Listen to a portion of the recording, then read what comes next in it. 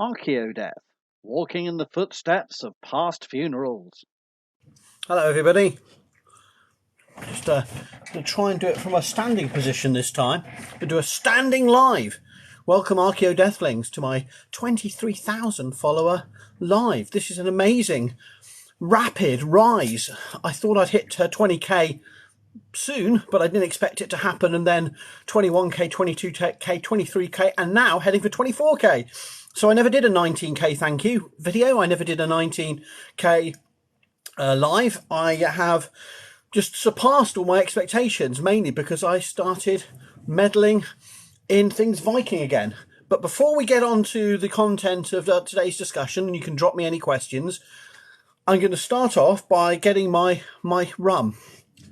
Cheap, I think this is little purchase rum. It's James Cook Spiced Gold Rum Spirit. And it's important to celebrate with rum because I bought this for the Queen's funeral, because obviously rum was her the traditional royal drink.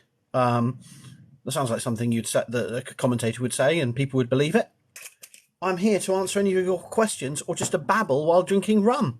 And as I said, I've got a new camera stand, so I'm going into a standing position for this live, because it gives me more action, more maneuverability. If a question comes, I can dodge, I can duck, I can versatile, I can reach for books. You see, I've got all my books around me, CDs there, you don't need to see those. Got my Lord of the Rings collection of books and Marvel comics and stuff, but it's also my Archaeodeath lair, my lab, my den. It's an Archeo den for the Archaeodeath. It's all kind of corner of my garage, where, Action Howard, I'm all around, I'm moving, look at this, it's dynamic. That wasn't dancing, by the way. Dancing isn't going to happen tonight. But I could just put some music on and sit here for whatever people do live for 7 hours, don't they? Just staring at the camera, going, "Yeah, it's a good song, yeah." I could do that, but I won't. Bob and weave. But I am more. I'm on my feet. I'm actually. Hello, Anna. Hello, Spirit Witch, and my moderator, Spiritual Squirrel Vox, is here to bob and weave with any crazes that turn up. So we've got all of that going on. So I'm going to just tell you about what's been going on in my world. So we had Induction Week at the university. Induction Week is when the students arrive, the brand new students arrive, the new first years, the new victims, aged 18, 19 or whatever, a few in their 20s. Back in the day, we used to have more mature students as well, but we've been welcoming them, doing exercise with them. I did they had a walking tour, or they could come to my session. They had a walking tour. They had a Beatles walking tour with my colleague Dr. Donna Jackson, who's a massive Beatles fan. A historic pubs of Chester walking tour with another good colleague of mine, Dr. David Harry, or they could come to my session on Tuesday afternoon, which was the Archaeology of the Walking Dead. And they had to survive the zombie apocalypse with an archaeological mind. And they did, I think, survive the apocalypse. At least I showed them 5 clips from the TV show, just to remind them, get them freshly, zombied up. We talked about how we're a family now. We're a family. We've gone through this together. I did my sort of best fake Southern accent via Andrew Lincoln, and I did my sort of... And then I gave them an introduction to the archaeology of death in The Walking Dead, the tombs, the funerary markers, the disposal methods of the dead. And then I set them to task to decide what are the most important resources, locations, buildings, and weapons that you should have at your disposal if you're going to survive in the apocalypse, and to think archaeologically about what ancient sites would you reoccupy, what kind of resources would you want to extract. Would you go to the coast? Would you go to the highlands? Would you go near a river? Would you go to a old prison? Would you take over a university campus? No one suggested that as a safe option, actually. Thank you. I think like my Andrew Lincoln, he does that kind of sort of... sort of everything's about family now. We've got to be a family, and it's hi Ash, yay! And it's really So we did that as an exercise. All the students like that. They now know how to survive the zombie apocalypse when it happens in the UK. And one of the main suggestions was get to Wales, get up on a hill fort, defend it, and send out raiding parties to supermarkets. chocolate was my priority goods for the zombie apocalypse. They were prioritizing more intelligent things like books for knowledge and how to do things. I was just thinking of chocolate, but they were thinking actually intelligently about resources like, bows and arrows and fish and animals, and they actually took it seriously, whereas I was just saying, chocolate, what about the chocolate? So that was my induction day, and I went to the pub. I went to the pub last night with all the students, and they said, as I said in a TikTok earlier today, all the students said, we I said, do you go on Facebook? What's your social media? And they go, Snapchat. I've never been on Snapchat, but I was imagine. And there's this thing called where they're taking pictures from the front camera and the back camera and sharing it. I don't know what the heck that was, but they've got those kind of things. But I said, what major platform do you use to gain information and news and stuff? And they said, TikTok. And I said, I'm on TikTok. And they went, oh no, you're not, are you? I said, yeah. Oh my God, look, he's got so many followers. I said, yeah, I've just got loads of extra followers.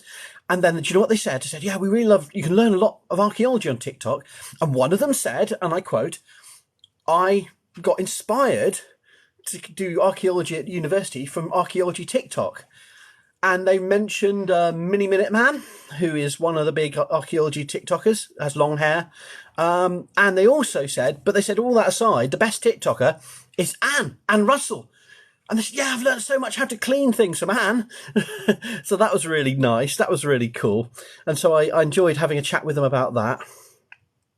And Weeks of Welcome. Oh, I don't know. That sounds WOW. Sounds like War of the Worlds. I don't like that one, Anna. That sounds a bit scary. But anyway, so it's been a good week. And are you the archaeologist dude? I am the archaeologist dude. Hello, Monica. And never mind. Okay. But the point is, it was a really good opening week to get some new students. This is the first proper full year back from the pandemic. And they actually seem like normal individuals. Like the pandemic hasn't completely scarred them as 16 to 18-year-olds. They've actually come through it, and they're almost okay. They seem really rounded human beings, more than I am after the experience. I can tell you that. Cheers. And so so that was a good week. And then next week I begin sort of begin the whole process of teaching them. So I'm teaching on Tuesday and Wednesday and who knows what. And then our master students join, and I have to teach them the week after that. We have induction and all sorts of stuff. So, drinking. Yeah, I've got my, I don't care about you lot in the other half side of the world. I've got my alcohol, and that's all that matters. It's at least it's 8:07 p.m. here, so I'm allowed to do that. But as for those that are joining late, I'm a mobile Howard now, so I'm moving around. This is my little Archeo den, and I'm sort of on the move for this life for the first time. But I might move to a seated position in a while. But for now, I'm on the move. I'm babbling now, aren't I? What can I tell you about that's new? So that's what's been happening at the university in terms of work. The other things, yes, I've had done more Vikings. It's Vikings that TikTok seems to push on the algorithm. If I talk about Vikings and racism or things like that, then people like it. But I think it was a necessary few interventions on that whole front. And yes, I know I went a bit too far by calling rhetorically, and people take me literally when they sort of say, and of course they're a bunch of cowards, and and people did take that. Oh, you can't say that. That's anachronistic, and you can't say that. I said, yeah, well, if you believe it, that's the whole point. If you care about whether they are people who lived 1,000-year-olds who never identified in those terms, I've done it in the videos. But the point is, it's amazing how many people just don't actually listen for more than one sentence, do they? But hey, that's what internet's all about, isn't it? So what are my thoughts on Viking religion? Well, so many thoughts. And of course, the point is that Viking pagan religion, or Norse paganism, or Norse heathenry, is an alive and going modern faith, a very disparate and up and coming alternative. Well, not really an alternative now, but a different religious system. And so I've got lots of friends who are on this app that I interact with, who are of those faiths, or I think it's best to say plural, because it does encapsulate a wide range of different practices and beliefs. I think that's a fair thing to say. And I I'm interested in the archaeology of the Viking Age and the religious systems and the funerary rites. I mean, that's what I do. That's one of the things I love, and I spend a lot of my time researching. So it's really funny, people saying, oh, you really hate the Vikings, you really hate Norse paganism. I said, no, that's what I study. That's why I love it. I'm not criticising it. And people saying, why are you dragging us down? Why are you dragging us down? A few people have said, and I'm saying, I'm not dragging anyone down. I'm interested in studying the Viking Age and what happened in the Viking Age, but to do that, we need to understand its significance today, the spiritual, the commercial, the entertainment, all the aspects in which Vikings operate in our world. Yeah, and that's the thing I've been doing this week, because I finished a little paper. I told you, I think I mentioned this in a previous live, that I've just written a commentary in response to Professor Soren Simbeck, who's doing the keynote in the next journal for 2022, called Current Swedish Archaeology. It's one of two. It's really the sort of one of two major archaeology journals for Sweden, and I'm doing a comment on his essay. And his essay, or his keynote essay, is critiquing the two new big exhibitions of Viking archaeology at Stockholm and Copenhagen. And I'm responding to his comments. So when that comes out, that'll be fun. But I wrote it all. I had a really quick turnaround. I wrote it all on Wednesday. I didn't write it on Wednesday. I've been writing it for a week. I finished it off on Wednesday, sent it to the editor. They sent me back the corrections. I sent them back my revisions, and they said, right, it's off to publication. I went, what? This usually takes months. What happened? So that was really good. So yeah, that's out of the way. So yeah, that's all that's been going on, really. I've written a paper or comment, sort of 4,000 words. It's supposed to be 2,000 words, but I waffle a lot. Can you tell? So I waffle a lot. I got through that, and off it went. Poke the cowards, Howard. Yes, I do. I do a little bit of a nudge, a little poke at the old coward. They are cowards. I mean, that's the whole point. Is I'm not saying really anybody in the past was a coward who experienced very complex and challenging circumstances. I'm talking about the people that latch on to these tropes, and they don't really care about the past. All they care about is bolstering their bigotry, and they're the cowards. Yes, of course. Most people got the point, didn't they? Most people got that's what I was going for. I'm not disparaging any culture or past or living. I'm targeting, the wankers, in traditional English terms. That's what we're talking about. Hello from Belarus. Hello, Belarus. And hey, Anna, hello. Can you recommend an introductory textbook on the archaeology of the Vikings? Someone asked me that today, and I've got the answers for you. I've done this before, but do you see me ducking and diving? See that? Ducking and diving, going for the books. I'm in front of the lens. I'm going for the books. Watch this. It'll be pretty quick. There you are. See that? Probably back to front, but I wafted at you anyway, so you know I ducked for the... It's coming. It's coming. So here's Neil Price's recent book, The Children of Ashen. So this is the first popular grounded synthesis of Viking archaeology for a popular audience. And because it's for a popular audience, he has to call it a history of the Vikings, but it's really an archaeological history. There's discussions of mythology, there's discussions of raiding and trading that draw on historical sources, but it's really archaeology heavy. And so Neil's book, he's a sort of eminent professor of archaeology at, where is that guy? He used to be at Aberdeen, now he's at Uppsala in Sweden. And it's a really packed book. The curse of the book, I've also talked about in previous TikToks, is it has some idiosyncratic Neil theories, which I think are really dodgy, but he's welcome to it. We disagree on these matters, but he's also got some really good introductory material. And at the very start, he makes a very clear set of statements about the significance of the Vikings today, that we shouldn't romanticize them. He actually says all of the things that I've said, basically, that we shouldn't romanticize them. It was a grisly, miserable time with people doing horrible things. And there's nothing we learn about the Viking Age from historical sources or archaeology that tells us they were people you'd want to be or want to meet. That's the point. But equally, he says, it's a really exciting, vibrant time. It's really good. It's a really good introduction. So I'd say that book is essential reading. And it's really funny to see some of the WS people who turned up on my feeds quoting this book as if I hadn't read it. Haven't you read Neil Price's book? And I have criticised Neil because I think some of his attitudes to Viking Age religion and its martial aspects, its military aspects, its warrior aspects, at a very superficial reading, could be seen as valorising too. Viking religion. I'm not saying that's what Neil actually does. I'm saying that's how it's open to that problem. And so I don't I'm not without criticism of this book. I'm just saying you need to have a look at this. It's really good stuff. So that's my first recommendation. The second other big popular text that's come out recently on Viking archaeology is another big archaeological narrative. And it's a new history of the Vikings from Scandinavia to the Silk Roads by Kat Jarman. And I've been recommending this in comments as well. River Kings. And Kat is Norwegian, and he's British trained archaeologist and bioarchaeologist, and she's done a lot of TV. So she and Neil are both kind of celebrity archaeologists in some way. They've done a lot of, like Neil was one of the 3 consultants for the film, the Robert Eggers film, The Northman. She does a, what's it called? Get Medieval podcast with History Hit. And she does all manner of, she's got a big Twitter following.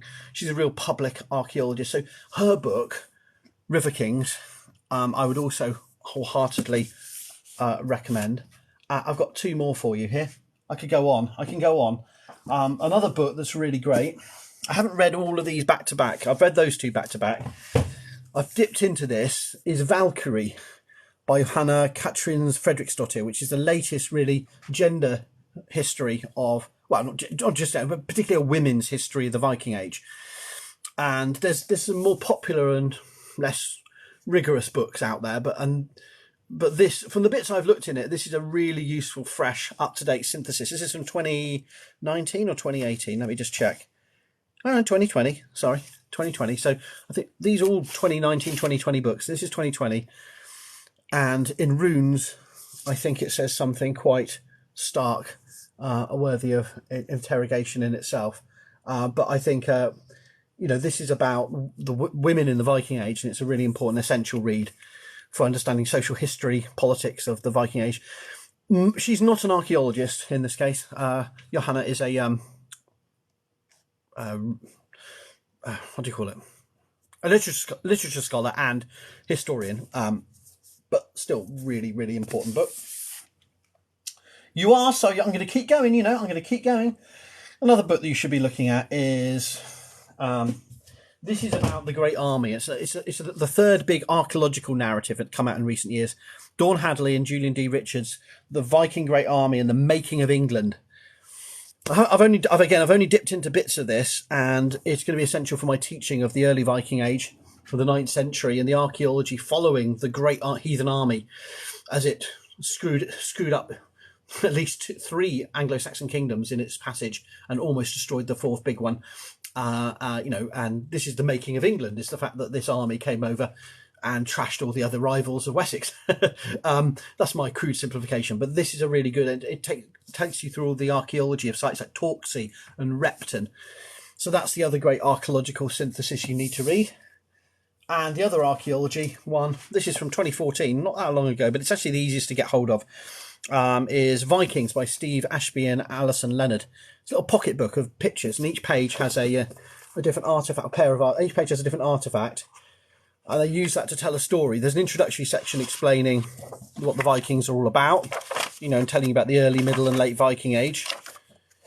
And then you have just an artifact per page. And the problem I have with this kind of book is it kind of fetishizes objects. Here's a set of objects, almost like you are in a museum. And I don't think that's totally ideal. But the good thing about this book is it's a really accessible material approach.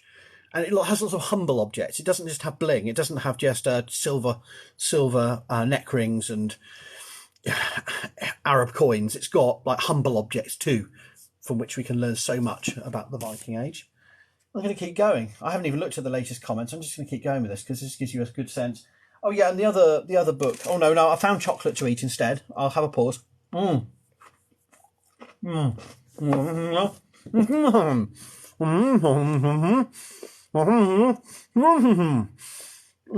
James Graham Campbell, Viking Art. Very visual. James Graham Campbell is an archaeologist. Gives you an introduction to a traditional book, visual book, but a good introduction to the art and archaeology of the Viking Age, focusing on bling, but also leather, wood objects too, but the art designs on them. Chocolate, food of the gods. And do you want another one? I'll tell you one. This is a bit of a self-promo because I've got 2 chapters in this. The Vikings and the Vikings. The essays on the television, on television's History Channel series by Paul Hardwick and Kate Lister. Kate Lister's on TikTok too. She does the history of SEX. So she does lots of stuff on various edgy subjects on TikTok. But she's the co-editor of this. But this is all about the Vikings TV show and how we can respond to it as academics. And there's some really interesting chapters in here on runes. There's a chapter in here, or the last chapter is on ambiguous images, talking about Vikingness, North American white nationalism and the threat of appropriation. It's a very North American style of essay, but it does have things to say. It doesn't have many solutions. I've got a chapter here on assembly places with Professor Alex Sandmark. I've got a chapter in here on the dead in the TV show, the treatment of the dead in the TV show with Dr. Alison Klevnas of Stockholm University. But there's also other chapters that are really interesting about sexual violence, motherhood, as it's portrayed. Shield Maidens, a chapter by Shane MacLeod on shield maidens in Anglo-Saxon England, and looking at how the TV show portrays it, but what do we know from the historical and archaeological evidence? So that is a good little book because it gets you into the Viking Age via the Vikings TV show. And a lot of people in my comments have been saying, well, the Viking TV show is trash. It's just given a generation of people misunderstandings. Yes and no. It's also been given a lot of people a lot of interest in the Viking Age too. It's not all bad. It's been a vehicle that really has had positive effects, and has the potential for more. Alongside, obviously, it's got a lot of trash in it too. People take it too seriously. So there are, how many books was that? 1, 2, 3, 4, 5, 6, 7. That's not many, is it? I'll give you one other book, slightly older, but eminent Professor Judith Zesch from Nottingham University, The Viking Diaspora from 2015. And really, this is reframing the entire Viking phenomenon as a diaspora. And that's a really important book, because what she does is sort of take you on a journey, mainly from a linguistic and literary perspective, but particularly linguistic, through the Viking world, and how the diaspora created, as diasporas always do, myths of origin myths. And that's what a lot of the literary creations are stories about homelands that are lost, mainly for Icelanders, but also for other people. And she explores other key themes in understanding the Viking Age as a diaspora. Cult, belief and myths, gender and the family, and networks and identities are the three main themes she pursues. So Judy Zesch's The Viking Diaspora has been a really influential English language text. Whoa, that was a lot, Howard. God, what are you doing to us? We're not at school. We come on a TikTok live with your rum, telling us how to think, telling us what to read. Who do you think you are? Coming over here with your ways, learning so much from your videos. Thank you. You're welcome. I do enjoy a good poking myself. Misses. They are really are cowards. But yeah, I know what you mean. There's a lot of bad vocabulary floating around on TikTok too. Howard's my hero. Yay. And then what I'm also saying here, hello, I'm all right. How are you? Oh no, people are saying hello to each other, but hello anyway. I primarily focus on Babylon. Jasmine says, do I primarily focus on medieval Britain?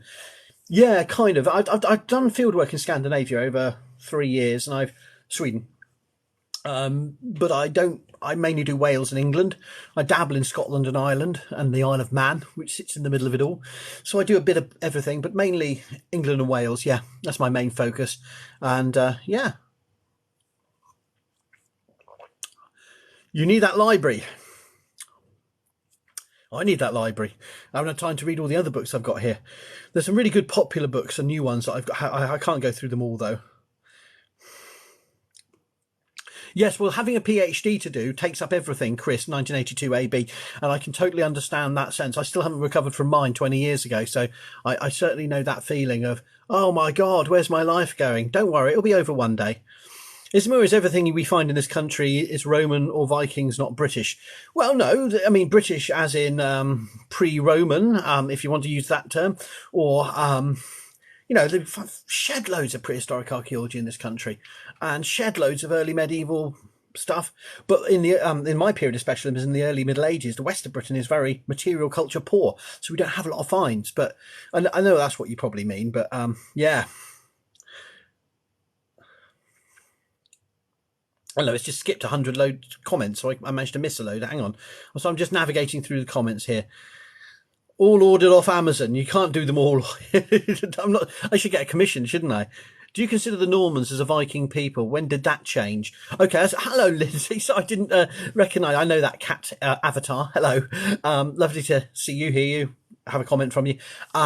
Yes, the Normans, well, no, not really. They're kind of dirty offshoots, aren't they? A bit rubbish. No, the Normans are interesting, but it's a bit late for me. So late 11th, 12th century, it's kind of, I would call it later medieval, of course, but traditionally in Britain, that's called the early Middle Ages, which is really confusing because I deal with the early Middle Ages from the 5th to 11th century, but historians have tended to call the early Middle Ages the 11th and 12th centuries. Anyway, it doesn't matter. The Normans are really interesting, but they're not really. I mean, they're mainly continental Europeans with a sprinkling of Norse influence, really. I would say that would be my answer to that question very quickly.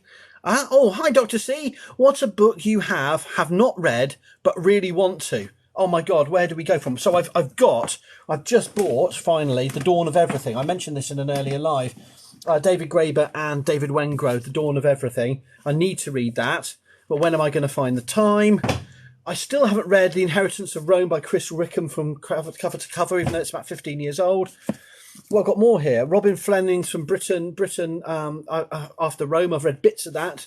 Another early medieval Britain by Rory Naismith. Only zipped through bits of that.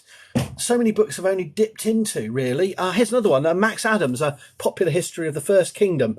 Sort of Dark Age, Early Medieval Archaeology. He cites me in this popular history book. Yay! So it must be good. He cites me in it. Yay! So there's some books, Dr. C, that I haven't read properly, that are sitting embarrassingly on my shelf. I still haven't read Heng's Invention of Race in European Middle Ages properly. I've dipped into this, but it's much broader than my knowledge. There's so many areas of medieval studies I don't have a full, firm grasp on, but I'm learning as I go. I'm just a big kid learning away with all these books, and I will get round to reading them. I don't just buy them and they sit on shelves. They get actively used in constructing arguments in my own research, but sitting down and reading a book from cover to cover, well, Dr. C, you know how it goes. It doesn't happen, or maybe you're probably better at organising your time than I am, but a lot of things languish as depending on which project I'm working on. I've still got a whole pile of books on Doctor Who I've got to read, on the academics of Doctor Who, because I've got an aspiration to write a book about archaeology and Doctor Who. So I've got these two edited collections here on Doctor Who in History, Critical Essays on Imagining the Past by Kerry Fleiner and Dean October. Dean October is a cool name. That's actually a person called Dean October. And then this book, The Mythological Dimensions of Doctor Who by Anthony Blurge, I don't know, Jessica Burke and Kristen Larson. So I've got to read those at some point because I want to do an article about archaeology in Doctor Who. Yeah, you're in the same boat. I thought you might be, but I just thought, so it's a cruel question. At least it makes me admit that I'm just as much of a failure as everybody else, failure in terms of keeping up with all the, all of the people, all of the reading I need to do. Yeah. Good. Thank you, moderators, for blocking various people. I didn't even see what happened there, but thank you for blocking. Oh, yeah, thank you. No, that's all right. If I'm Norwegian by blood, DNA test, could I have been Norse, as in Viking? Okay, good question, Catherine the Great. Catherine the Great, hello! Yes, so this is the whole point of what I'm trying to get at with people who have Scandinavian ancestry. A lot of people, let's say you're in Canada, right, Catherine? The Great. And let's say we're talking about North America generally. People who are in North America who have Scandinavian ancestry are, I don't know in rich detail the history of immigration of Scandinavians, but mainly late, isn't it? 19th century, early 20th century. It's not like there may be some Scandinavians there early, but it's mainly 19th, 20th, early 20th century. If I'm just bear with me, my limited knowledge. But so you've got your DNA from Scandinavia. If we're talking about people in Britain who have Scandinavian DNA, they may have got that Scandinavian DNA in prehistory, in the early Middle Ages with Viking Scandinavian settlers in the late 9th, early 10th century, or from having parents in a major port city. Britain has a lot of ports, and there was a lot of trade with Scandinavia through the later Middle Ages into the modern era. So that Scandinavian DNA could have come directly or indirectly into Britain anytime between the 9th century and the modern age, right? And my point is, And the problem is, when you're looking at modern DNA, when you go back to the 9th century, almost everyone is related in terms of the modern connections. So almost everyone has some Scandinavian DNA, not because of the Vikings, but because we've all got something of everyone else from the trade and exchange and migrations that have happened throughout Europe and beyond over the last 1,000 years. So I think the problem with the DNA commercial companies is saying, I don't know if they all do this, but there was a time when they started doing it, of peddling the Viking. Oh, I'm a bit Viking. Is what all you're saying is, I have some kind of connection with Northern Europe in terms of my ancestry. So, in short, yes, you're definitely 100% Viking, Catherine. It depends on the way you look at it and how much critical thinking you apply to it. If it tells you that you have Scandinavian ancestry, and maybe you have been able to trace them back to peasants from Dalarna or somewhere like that, or Rogaland, and you know that family was probably living there for centuries, as far as you can tell, then I think you could say at some point in your past somebody may have been of Viking age and doing Viking type activities, but most people are able to apply their critical skills. And just because I have grandparents who were alive in the Second World War doesn't mean that they all liberated camps, or they all were involved in X, or they're all involved in Y. It's about thinking critically about what we're trying to talk about in terms of our ancestry and what we're claiming descent from. That's my take on it. I'm not a DNA expert, but I that's my crude amateur sense of what it's all about. But with this Anglo-Saxon paper just come out 2 days ago in Nature, I'm back into the DNA stuff and wading into the discussions. Yeah, Viking Age Iceland is actually Jesse Bayek's book from 2001. That's really solid, detailed. Memorise things, Spirit Witch. I can forget more than I remember. I feel like my brain's going. It may be the rum, though. As an American, is Twinnings good or crap? Or like the tea? I don't scoff at tea. Who scoffs at tea? I mean, tea is to be drunk and enjoyed and devoted. I just don't. I mean, a lot of Brits just don't like herbal tea. We see it as beneath us. And then equally, a lot of Brits like herbal tea. So, I think just the thing about tea, in my opinion, is that you've got to have it really strong and add loads of milk. And there are lesser mortals who like weak tea with lots of milk, or strong tea with little milk. But, they are not to be trusted. It's a moral question with tea. You don't trust anyone who doesn't know how to make tea. So that's the problem. It's not that I judge you, but I judge you.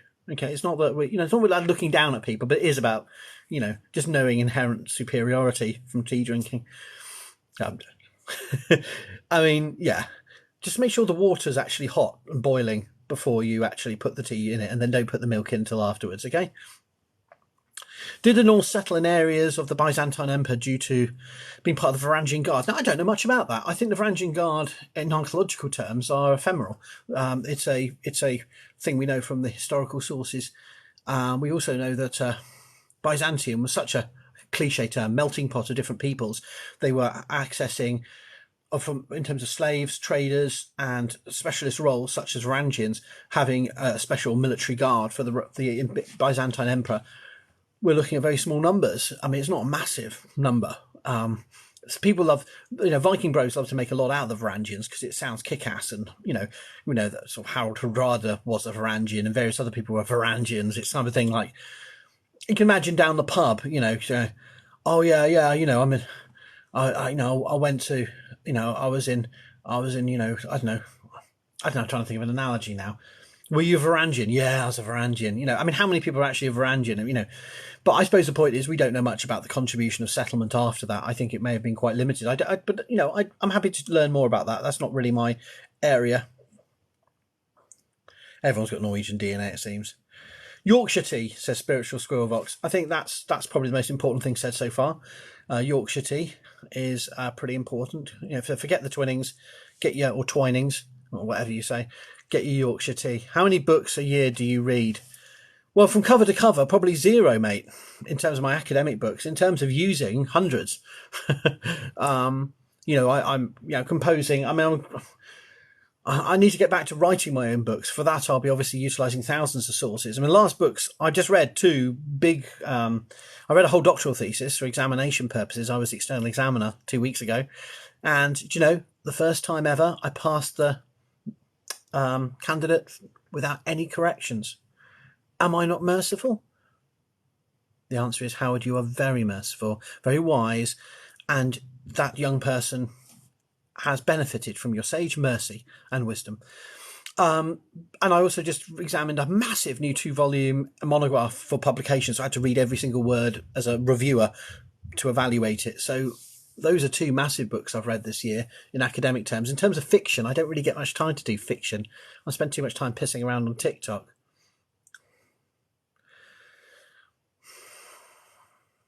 Everyone's Scottish. I'm a bit Scottish as well. If you're not Scottish, then you're either that or, everyone's Irish, aren't they? I don't know if I'm Irish. I've got a bit of Scottish in my ancestry, immediate ancestry. A bit of Spanish or Italian or, well, Gibraltar, British colony, could be anything. Moroccan, who knows? But mainly Welsh and English. I'm way behind. You're doing too many questions. Regarding your book recommendations, get yourself an Amazon affiliate link. I've got an Amazon author account. You're talking to me because I would say I don't know about affiliate, but I've got an Amazon author page.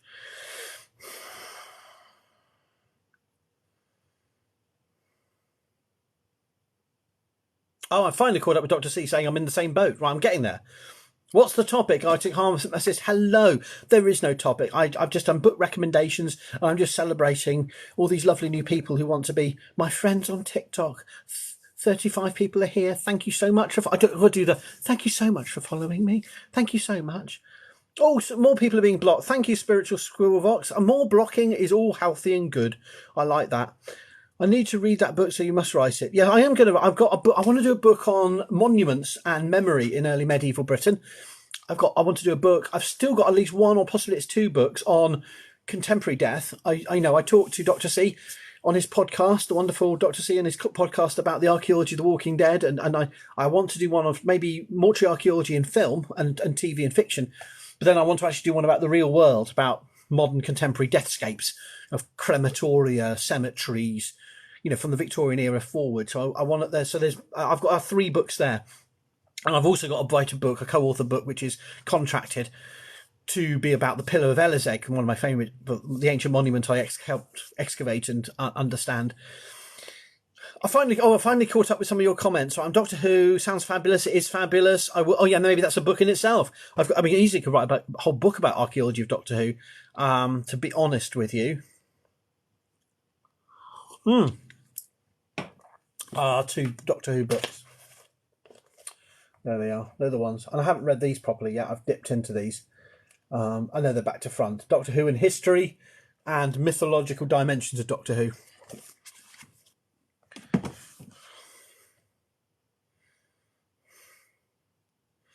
Canadian flags. It's very difficult to keep up. You're some great comments here.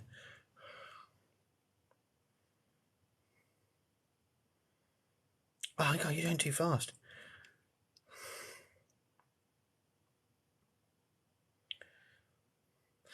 How come weren't the Wends mentioned too? How come you say Anglo-Saxon Swedes? Wends are Slavic tribes, so they're not really involved in the settlement of England. And the Swedes, the Swedes weren't there as the Swedes, and maybe there were Swedes involved in the settlement of England in the 5th, 6th century, but they're not mentioned in any sources. B does mention a few other random. He even says the Huns are involved. But the problem is he's writing in the early 8th century and he doesn't know what the hell he's talking about anyway. So he's probably just listing off random tribe names, and people have since made a big deal about it. But yeah, he said there were Huns involved. So, you might have a lot of other barbarian peoples involved.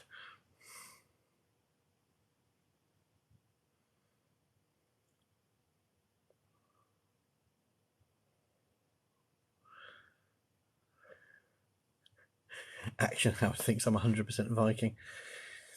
Do you know what? I am going to I'm going to do a series of posts on the Rings of Power. I've got a whole series of posts.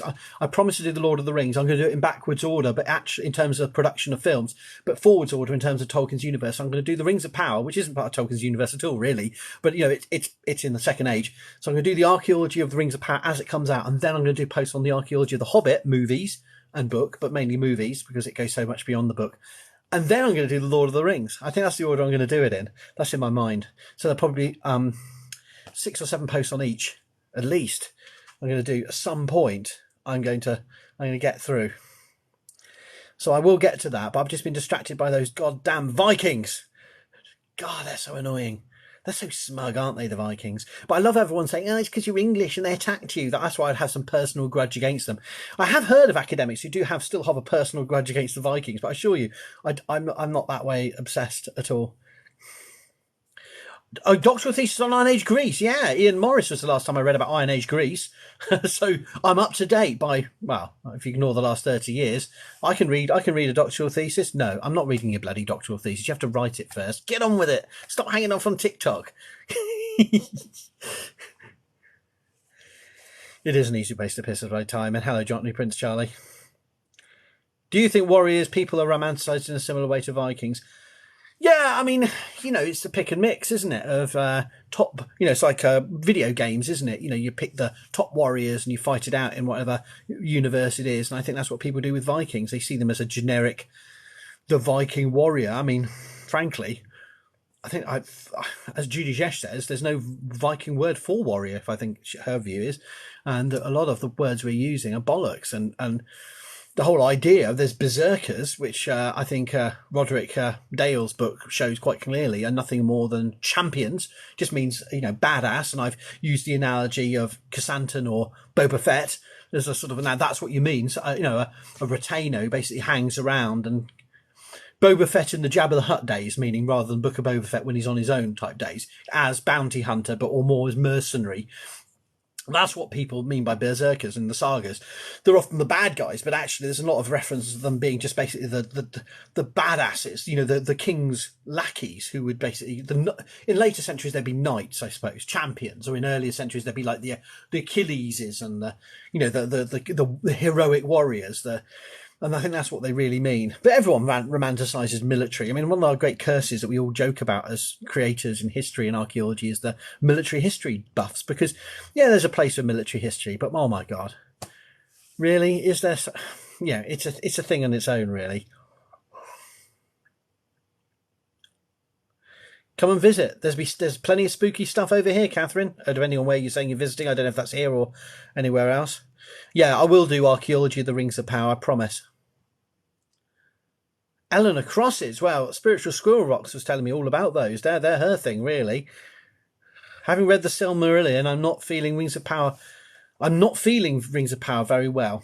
It's okay, you say. Well, we'll see. I think we just got to see how it plays out. I think it's doing. I'm excited to see tonight's episode or today's episode. No, they can get rights to the Silmarillion, but honestly, wouldn't that be dull?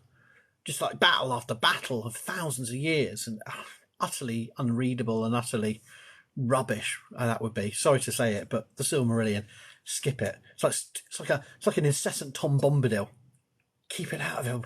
You don't need that. Oh gosh, have I said something that's going to cause controversy? People are probably recording this live now and doing long rants on YouTube about how I've just dismissed the whole of Tolkien's universe and said that they should never make a Silmarillion film. But honestly, you'd have to, I mean, it's beyond Game of Thrones, isn't it? You'd have to have the rights for 7,000 episodes. With spin-off series, like the whole Star Wars and MCU put together, the Silmarillion, and like people will be kept alive on, aged 150 on life support machines, going, oh, it's coming on next on Netflix, just so that we keep alive. I've got to stay alive. I've had a contract. They told me if I sign the contract, they'll keep me alive to watch this until season 980 is coming. That'd be a bit like being the Silmarillion, wouldn't it? Be chained up by Morgoth forever or something. Anyway, that's just me ranting. No, I think it's quite healthy that they're not doing the Silmarillion. Chester Uni representing. Hi, are you a Chester Uni person? Is that what you mean by that? Hello?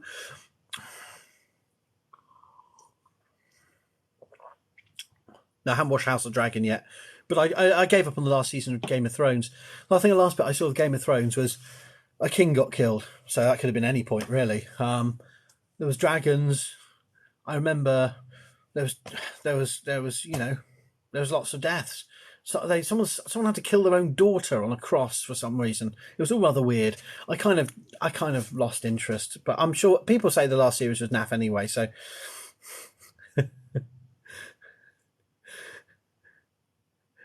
Another anti-Tom Bombadil. I actually don't mind. I think there should be a separate whole Tom Bombadil series. Maybe like, Peter Jackson will do it or something as a, when he just doesn't care anymore, and they'll get Elijah Wood to come in and some.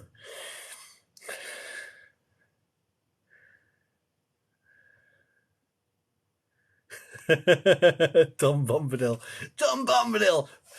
That's my next TikTok viral, wouldn't it? I'll just come on like this. I'll just do a, did you say Tom Bombadil? Arsehole, or something like that, and then everyone will go, oh no, you don't understand, he's integral to the plot if you don't understand. No, okay. Maybe that's what I'll do next, but I've got enough grief with Vikings. I don't want to have a go at the Tolkien fandom. They're lovely people. Oh, a third year. Hi, Cassie. Oh, you were in the English department. Right, hello. See, was someone on the picket lines. Picket lines, yes. Hello, good to see you on here. Yeah. It was really good to be on the pickets in my dinosaur outfit. I don't know if anyone recognised me, because I was in a full-blown dinosaur on the pickets. That's my disguise, so no one can get to me. Tolkien peaked when he had Sauron defeated by a dog. Oh. That's true. Pedro Pascal getting killed was a really mean moment, wasn't it?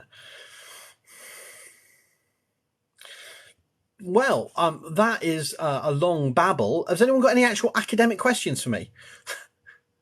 I'm standing up. Look, I'm jumping up and down. I can even move backwards to show that I have more than a head. Look, there's the rest of me here. Look, I've got arms that go to the ends where I've got hands. I know it's a novelty. I've got legs under here somewhere. Yeah, legs. Look, I'm a whole person. You don't usually see that type of thing. I know it's a bit unseemly for this time of the year. Shouldn't be allowed. I'll probably get banned for showing my anatomy. But anyway, there you are. This is what happens. This is what happens when rum is consumed. What is my favourite thing to teach? Okay, that's a really good question. Thank you. My favourite things to teach. What do I like teaching? I like teaching, well, my Viking special subject in the third year.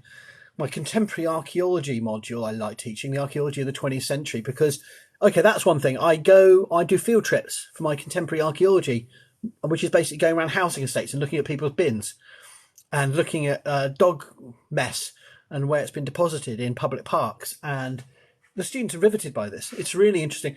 I also trespassed by accident. I almost got turfed off by a security guard on a business park because I was critiquing capitalist landscapes. And I was standing there and look at this obscene waste of space leading towards, oh, hello, security guard. He goes, do you have permission to be on the land? And I said, oh, I thought it was a public right of way. I said, isn't it a public right of way? There's a footpath coming from the road. There is a sign there saying you cannot come here unless you have permission. And I said, oh, you fascist. I said, you're oppressing me. Look at the violence inherent in the system, I said. No, I didn't. He was very nice, and I politely walked off. But I got to do the critique I wanted to. So field trips my contemporary archaeology course, because I get to go to mundane sites, shopping centres, and we talk about material culture and consumerism, mass pollution, talk about death. I take them to cemeteries and look at modern deathways, take them to crematoria. So we do all of our modern world as archaeology, as the material world, and what we can learn from its material traces rather than from a geographical or historical or sociological perspective. So that's, I suppose, one of my favourite things, is messing with their minds and taking them out into the field and trying to game the system in terms of access to various monuments, avoiding the guided tours and the voluntary guides at historic sites. I'm very good at that. When they they lurk, don't they? Would like to give a donation. Sorry, professional coming through. No donations today. I give money, but I'm very good at that as well. I like gaming the system of their local guides and getting away from it. Hotel of the Mysteries. I've got a real archaeologist here. Knows his stuff. So yeah, contemporary archaeology, material sociology, material culture studies, it all overlaps. It's all interdisciplinary, meshy, wishy-washy, timey-wimey. That's really modern interdisciplinary studies, isn't it? Yeah. But there's also a lot of wankers doing contemporary archaeology, if I can say so. It so disappears up its own theoretical backside, you can't actually work out what people are trying to talk about. And yet we have more material evidence for this period than obviously any time before. So we should have some very practical, straightforward things to say about the material culture of the modern world, but it often ends up in very anecdotal, high, almost abstract theoretical discussions, and that stuff drives me mad. But it is really important. I think it is important that archaeologists do look at our own society, and we've been doing it for 50 years, on and off in different places. William Rathje in the US looking at garbology, and other people looking at council houses and drug use in urban areas, homelessness, the archaeology of modern homelessness. It's ethically tense and issues, but I think it's a worthwhile endeavour. Future archaeological students to find of us.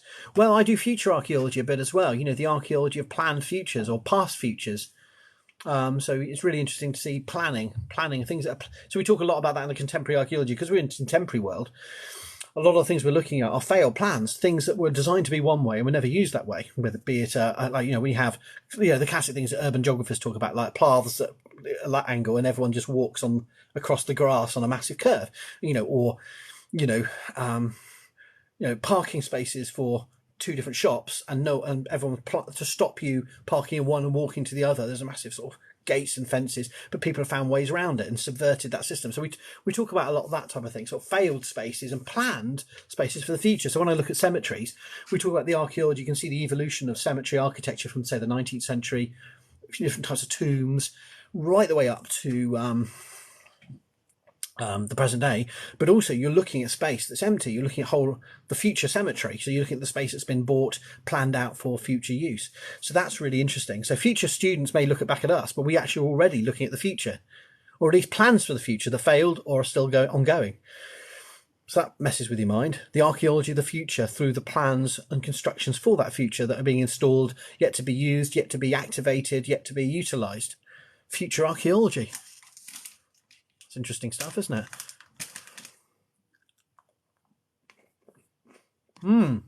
Well, that's a good question, Terry.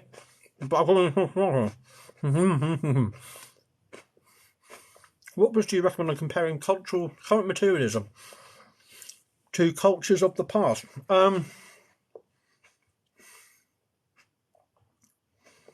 That's a tough one. I've been doing a lot of reading on contemporary archaeology. I haven't got many of the books here. No, they're all at work. And they're all too abstract and theoretical. There is a good book, it's not answering your question, but the best introduction to the archaeology of the contemporary is Rodney Harrison and John Schofield, The Contemporary Past. It's a bit of a weird set of case studies they use. They look at abandoned theme parks, and they look at, disused car cemetery, abandoned, called car cemeteries, but they're not really cemeteries, but abandoned cars in Swedish forests, and all sorts of interesting case studies. But they don't really fully link it back into the past in a comparative way.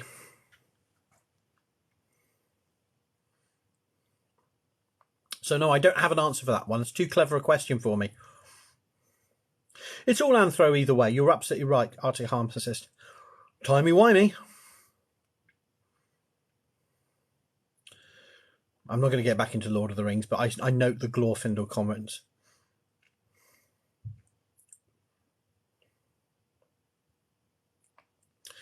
Does my uni put any of your classes up to review? That's an interesting question, Rebel Rabbi. What do you mean by up for review? Like, are they sort of like say we don't want to run these anymore because they're not popular, or is that what you mean? Review, as in put them under special measures, criticisms, evaluation? Is that what you mean?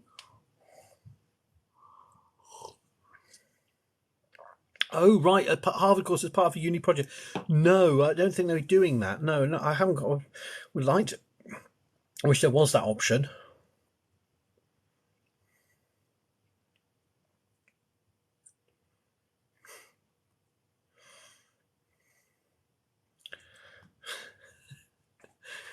I'm just not going to comment on Lord of the Rings again. Okay, you have to wait for my post. You have to wait for my evaluations on Lord of the Rings and Rings of Power. maybe I'm tempted just to say Rings of Power is rubbish, and it's all Jeff Bezos, brown elves, why? And then just get everyone angry about it, No, I won't. I actually think it's really good from what I've seen. The acting is fantastic. And I thought I was going to really hate the Galadriel character. I'm talking about Lord of the Rings and Rings of Power. No. I said I wouldn't. I have to go to Wales. Look, we got a lead Welsh actress as in Rings of Power. What's not to like? And she's really amazing. I didn't think she'd be any good. I thought she was going to annoy the heck out of me, but she's not. She's really works. Yeah, you have to go to Wales. You have to go to Wales. Come to do a degree in archaeology, Rabbi. You're already overqualified for everything you do. You know so much about everything. But if you want to learn more, then there's archaeology. Hello, one witchy lady. How are you? I'm still on the rum, and I'm still moving and grooving. Did I show you my wonderful new hat that I found on the hippie boat? Isn't that cool? Now there's this like narrowboat on the canal in Chester 2 weeks ago, and they're called the hippie boat, and they're just selling tie-dye clothes. And I saw these hats, and I thought, I need a hat. I don't know why. It was a moment of madness. I thought, I need a hat, and so this is it. This is my new hat. I've worn it in anger once, sort of a pork pie hat. I've never had a pork pie hat before, and perhaps that's not a bad thing. Perhaps it's not for me. But this is it now. This is me this is the new me. Oh, thank you. Is it all right? I recognise people from their usernames and their avatars from comments and stuff. So thank you. I don't necessarily remember everyone's names and avatars and how they link up and which comments they've spoken on, but I do recognise a lot of you. Hello. How do I feel? I feel weird with this on, I must say. It does feel... Wearing hats doesn't suit me, but I don't know. I'll just put it on for a bit. Of course, I've got my German blue helmet.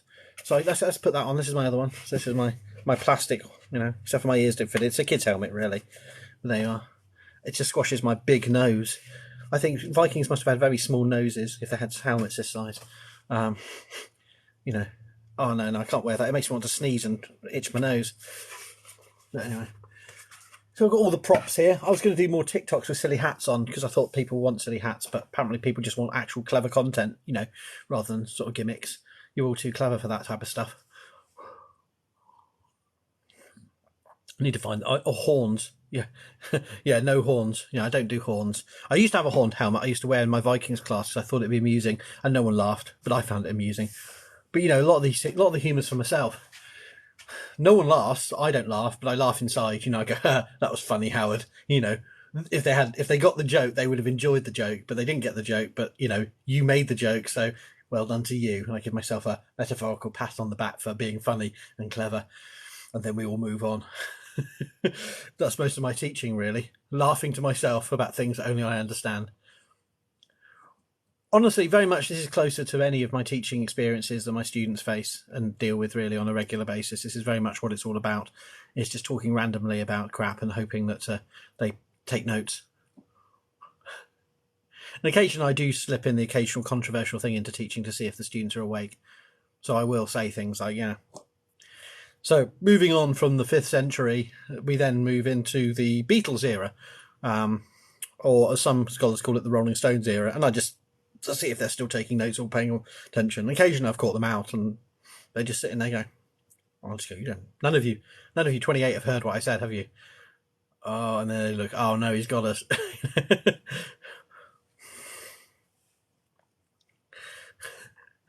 So, we're a funny lot of teachers, aren't we? Academics, we're supposed to be weird, so we've got to live up to that reputation. But I do structured lectures. I do serious lectures. I do very, very serious topics. And, I make sure that students don't think I'm just laughing at inappropriate things. I do very serious stuff. And then I do silly stuff.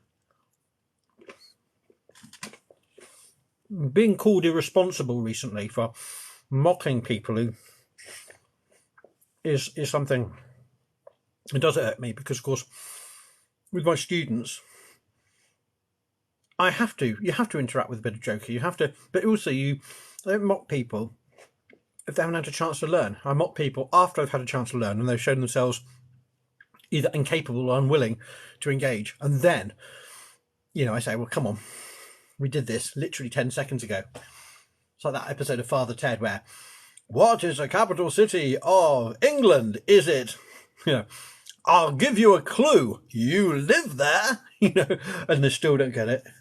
Then I think it's fair to have a little bit of a joke. But I don't do that. I don't do that to students much. David, insect iconography. I actually think that's a really good question because I don't think people have looked for it. A lot of the monsters and art on it, serpentine art on early medieval objects,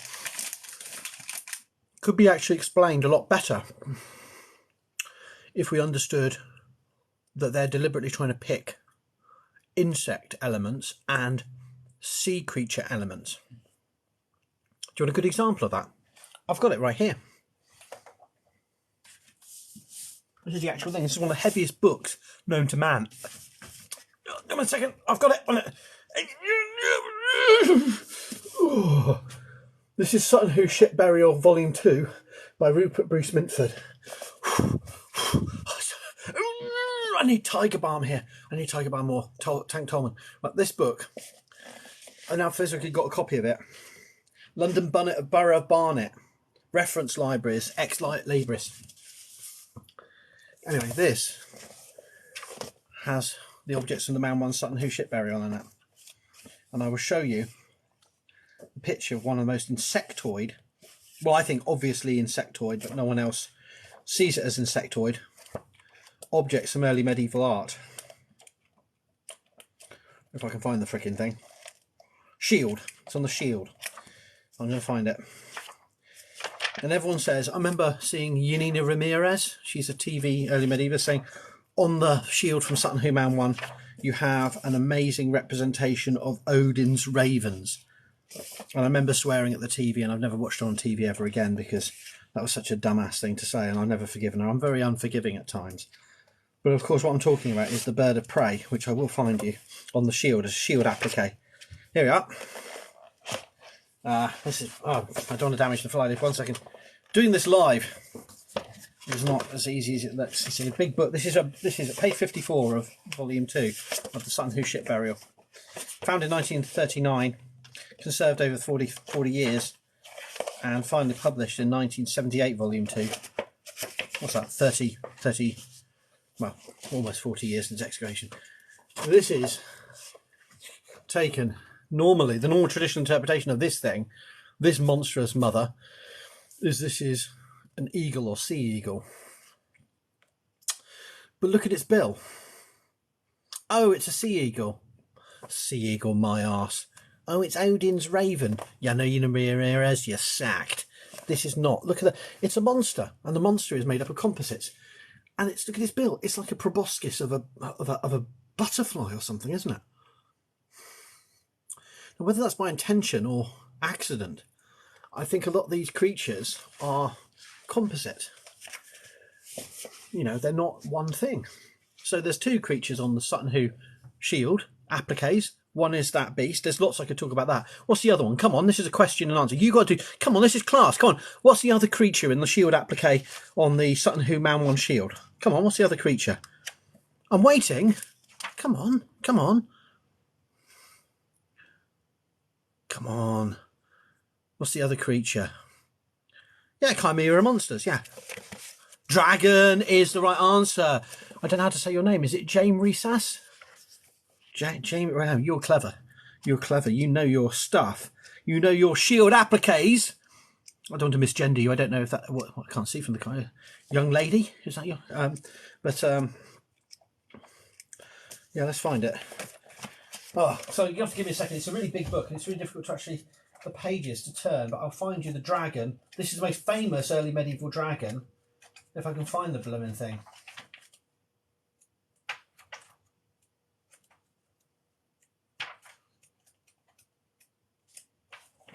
God, what the heck is it? Where the Sam Hill Cotton Pig? I'll be back. I'm here.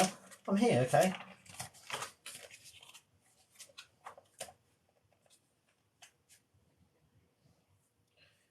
Oh, come on. This is not a well organised book.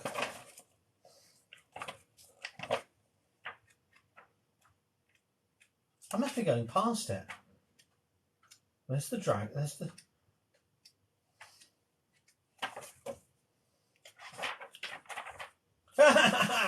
There we are. This is the famous dragon from Man One Sutton Who's shield applique, yeah? You will recognise it when you see it.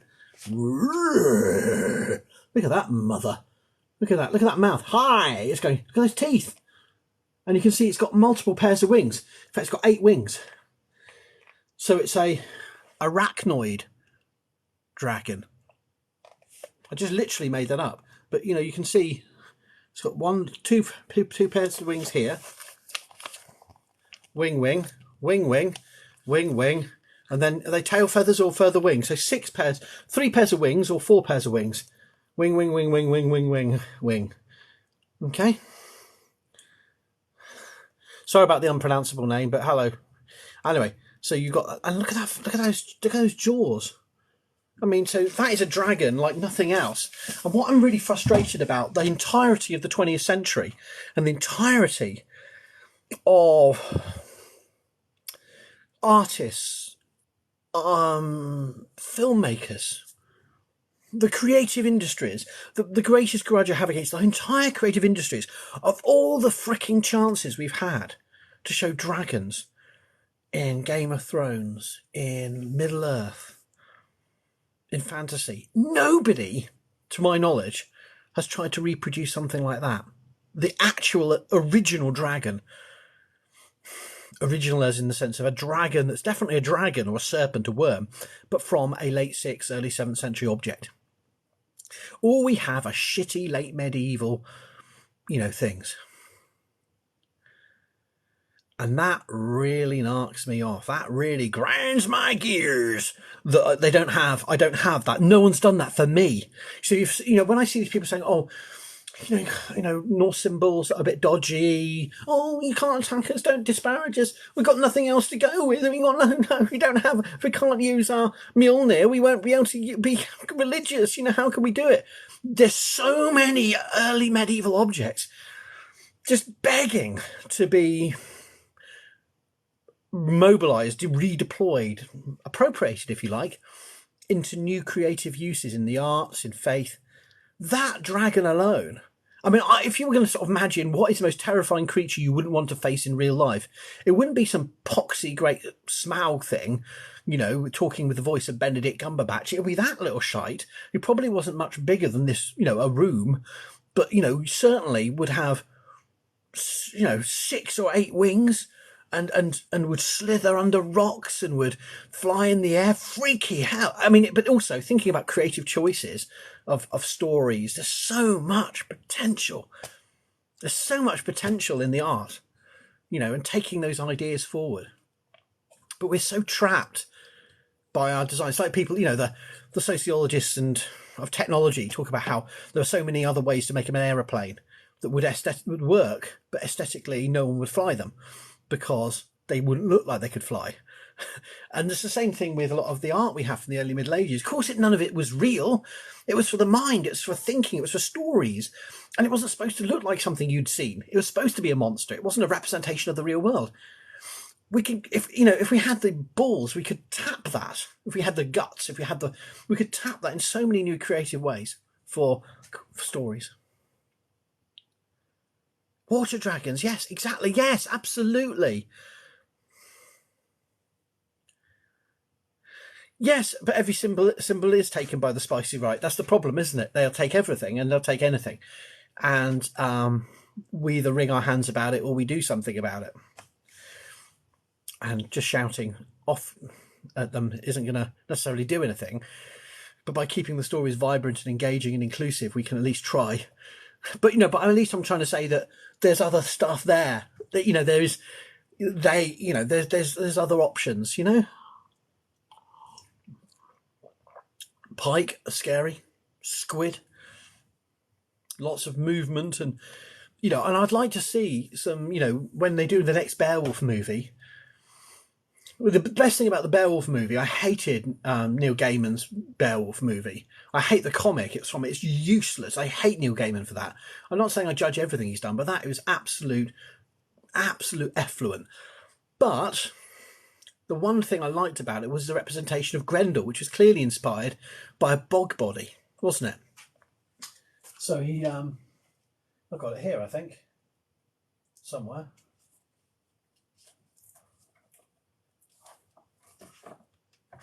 Gareth Hines, Beowulf.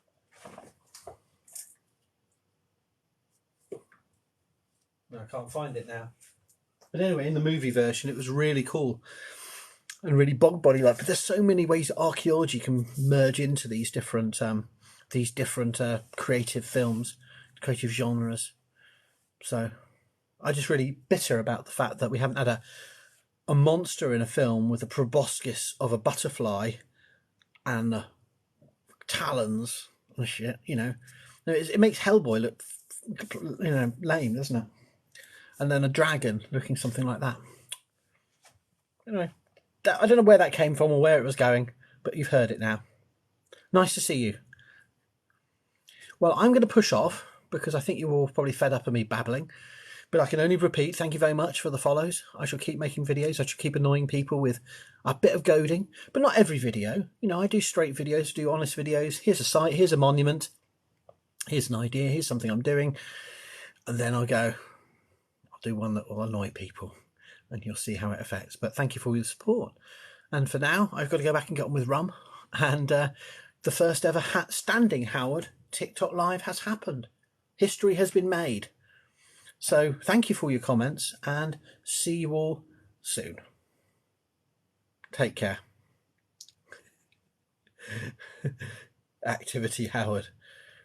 Mr. Motivator. Take care. Bye now. For relaxing times, make it Archaeodeath time.